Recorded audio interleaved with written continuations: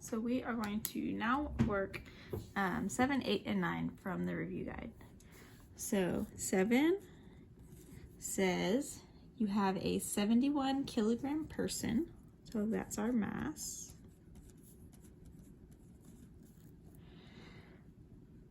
Standing on a scale in an elevator. When the elevator accelerates downward, so it's an acceleration, it's down, so it's going to be negative, so negative 0.83 meters per second squared. What is the reading on the scale? So a scale essentially is what is reading normal force. So it's not technically reading what your weight is, it's reading the normal force. So that's why you want to make sure that it's a nice flat surface. So we're looking for Fn. So if you have our person, so here's our person, we have gravity pulling down, we have normal force going up, and that's it. So we have one equation, because it's all vertical forces, so let's say y. We have Fn in the positive direction, and then we have Fg in the negative direction, and that's going to equal ma. So this is what we're looking for. We know that Fg is equal to mg, so we get Fn equals, I'm going to add this over, so it equals ma plus Fg, which is the same as mg. And then we can plug our numbers in. So m is 71 times negative 0.83 plus 71 times 9.8. So it means it's going to be less than what you would typically weigh on a normal scale if you were not accelerating, which you know if you've ever gone down in an elevator that you do feel lighter when you're going down. So it comes out to 636.87. And then looking here, I would round that to 2 sig figs. So I keep 2 there. So 640, and that's newtons because it's a force. So that is number 7. And then we have number 8. So 8 is a tension problem. Now this is one where it's in the middle, so it means that the angle is the same on both sides. I did not give you 2 different angles this time, like on the other worksheet. So I have a sign with a mass of 15 kilograms. When it's hanging from the wire makes a 22-degree angle with the horizontal. It's in the middle, it's going to do the same angle. This is really exaggerated. So that's 22, this is 22, and then you've got the sign here. Okay, so we have, technically this is probably attached here, but anyway. So our free body diagram, we have gravity pulling down, we've got tension going here, this is theta, we've got tension going here, this is theta. And so when we write our equations, we've got 2 equations. We've got fx and fy. So in the x direction, I've got t pulling this way and t pulling this way. So it's tx minus tx equals ma. It's not moving either direction, so this is 0. So it just tells you that tx equals tx, which makes sense. So not super helpful. The other one is how we solve our problem. So that's our y. So we've got 2 going up, so we've got 2 different tensions. So ty plus ty, and then we've got gravity going down. So minus Fg, and that's going to equal ma in the y direction, which is also 0 because the sign is just hanging, which gives us this. Now both of the ty's, because it's this side here, it's opposite of the angle, which means this is your sine and this is your cosine. So we've got t sine theta plus t sine theta. I'm going to add this over, equals Fg. Now to solve for time, or for tension, I see this is t sine theta plus t sine theta, so that's 2t sine theta. And then this is equal to mg. So then to find tension, all I have to do is divide over the 2 and the sine theta.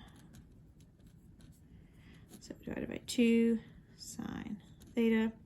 So T is going to be 15 times 9.8 over 2 sine 22.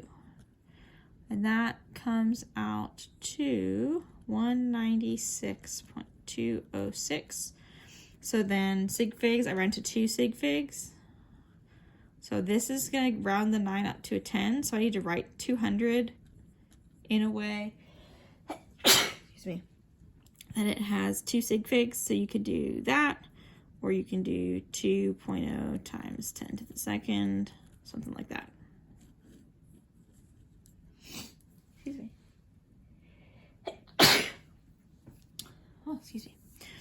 And that's your answer, 200 newtons. It's the same in both strings because they're in the middle, the angles are the same. Okay, then we've got number 9. So 9, we have 3 masses. So 3, excuse me, 2 and 1. And I've got force here. So this is C, B, and A. Okay, so I have a frictionless surface, excuse me.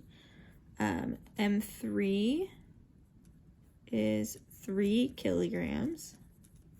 M2 is 2 kilograms. And M1 is 1 kilogram. And then I also have an acceleration. So my acceleration is, I lost it. It is 1.5 meters per second squared. Okay, so I've got 3 blocks. I have 3 free body diagrams. So I have box number 3 has A pulling this way. I don't know what that was. A. I've got FG for 3, and then I've got FN for 3. For 2, I have B pulling this way, A pulling this way. I've got FG2, and then I've got FN2. Sorry. And then for space, I'm going to go up here with C. I don't know what I'm doing. I have block 1 that has C pulling this way and has B pulling this way. I've got FG1 and FG2. Nope, FN1. There we go. So from here, I theoretically have 6 force equations. On this one, this is frictionless, and so all of my vertical equations are just going to be Fn minus Fg1 equals 0, Fn2 minus Fg2 equals 0, Fn minus F3 equals 0. I'm not going to write those just for time's sake, so I'm just going to do the y or the x equations. This is just going to tell you that the normal force equals the gravity for all 3 of those. Technically, you should write them more for time. I'm just going to write our x. So for 3, I have A in the x direction, and that's it. So that's going to equal MA, and then it's M3A. And the A is the same for all of them because they're all tied together. And then this one, I have F2, I have B in the positive direction, A in the negative direction, equals M2A. And then this one, I have C in the positive direction, B in the negative direction, that equals M1A. So all the same M's, or all the same A's, different M's, A, B, and C, obviously both the capital A's are the same, both capital B's are the same, and then the C is the same. So you've got a couple different options. You could add the equations, which would cancel your A's and your B's because they have a positive and a negative. And you have all this on this side. Or you can just take this one. This only has one unknown because my M and my A are both values that I have.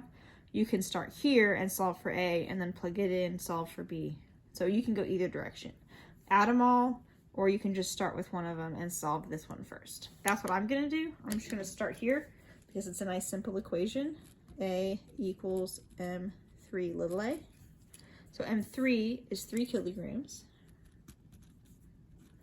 A is 1.5. And that gives you 4.5 newtons.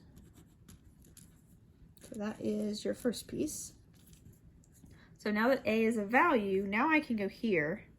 So now B is my only unknown. So I have B minus A equals M2A. I'm going to move that over, so I'm just going to add it. So plus A plus A. So B is A plus M2A, which is going to be 4.5 plus 2 times 1.5. So that's 3 plus 4.5 gives you 7.5.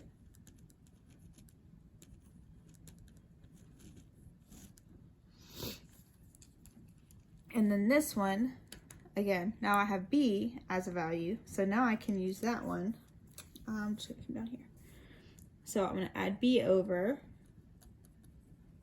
So C is gonna be M1, which is 1, times A, which is 1.5, plus B, which is 7.5.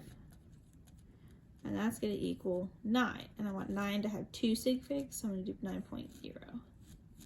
So that's C. So that is number 9. Again, like I said, you could add these, and what you'd end up with is those canceling, and you have C equals all 3 of those masses times A. And so you could do 3 plus 2 plus 1, which is 6. 6 times 1.5 is 9, which gives you C, and then you could work backwards. So again, it really doesn't matter which way you do it, as long as the way you do it is valid algebra and you get the right answer, then you're good. Just make sure you're showing your work really well so that I can follow your work. And that is it.